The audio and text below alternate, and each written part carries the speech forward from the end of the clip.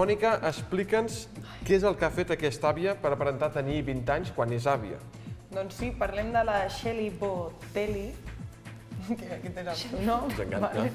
que va saltar a la fama sota el següent titular. Aquesta àvia no aparenta més de 20 anys. Clar, amb aquest titular hi entres. Doncs a partir d'aquí es va fer famosa ella i el seu compte d'Instagram, que cada dia rep més seguidors i ella no deixa de sorprendre amb totes les fotos que penja. Les podrem estar veient ara en imatges i podeu intuir que no sembla una dona que tingui 60 anys. A veure, tampoc sembla que tingui 20 perquè jo tinc 23 i estic...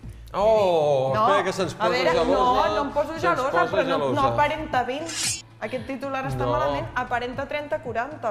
Bueno, no sé si el firmaries tenir 60 anys i aparentar-ne 30 o 40. Bueno, no sé, ja ho Perquè veuré en un futur. estàs segura que aparentes 23? L'altre dia em van demanar el DNI per comprar cervesa. O sigui que aparento...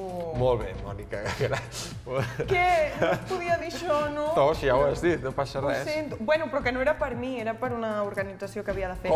Com empitjorar-ho? Sí, bueno, no ho feu. Bueno, que tinc 23. Bueno, continuem. Obrim la porta del jardí perquè puguis sortir del jardí. Em vull fondre ara mateix, però bueno, tornem a la notícia. Sí.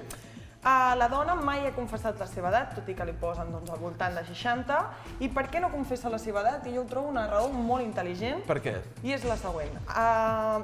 Hi ha molts usuaris que l'han criticat i li diuen que té la síndrome de Peter Pan i que hauria d'estar fent altres coses més de la seva edat que no d'una noia de 20 anys. I ella ha declarat que mai confessa la seva edat a cap lloc dels que va, ni amics, bueno, els amics més propers sí, però gent nova que coneix, perquè no la jutgin i pugui, fer les coses que aparenta.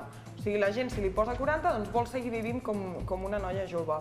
El secret no l'ha explicat del tot, però el que ha vingut a dir és que ella sempre ha tingut una dieta molt saludable, ha fet exercici i que no hi ha excusa, a mesura que et fas gran, per dir que no has tingut temps de cuidar-te, perquè sempre hi ha alguna hora al dia que pots invertir en cuidar el teu cos.